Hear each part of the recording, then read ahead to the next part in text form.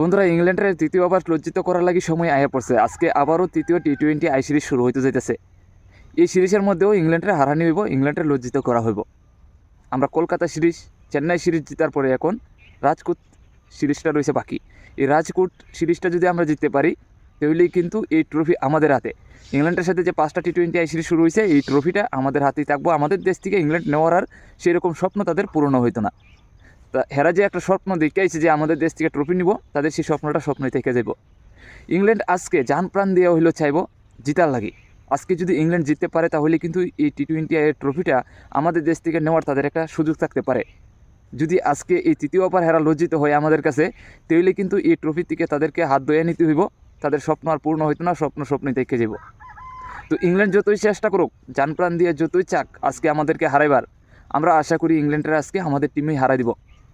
এই রাজকোট সিরিজটাও আমাদের হাতেই থাকবো, আমাদের দখলে আইব। ইংল্যান্ডে আবার লজ্জিত করা হইব। ইংল্যান্ডের তৃতীয়বার যদি লজ্জিত করতে পারি আমরা, আজকে অন্তত যদি হারাই দিতে পারে আমাদের টিম, তাহলেই কিন্তু এই ট্রফি থেকে হাত ধুয়ে নিতে হইব ইংল্যান্ডের। কারণ আর 2টা সিরিজ বাকি থাকবে। এই 2টা সিরিজের মধ্যে যদি 2টা সিরিজ ইংল্যান্ড জিতেও, তারপরে কিন্তু ইংল্যান্ড ট্রফি পাইতো না, কারণ আমরা অলরেডি 3টার মধ্যে জিতে গেছি।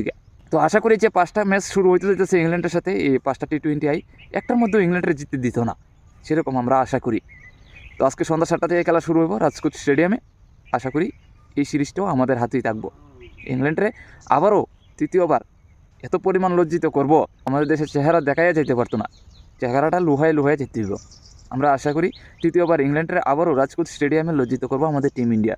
এত পরিমাণ লজ্জিত করব যে এরা নিজেদের চেহারাও দেখাইতে পারতো না একজন আরেকজনকে।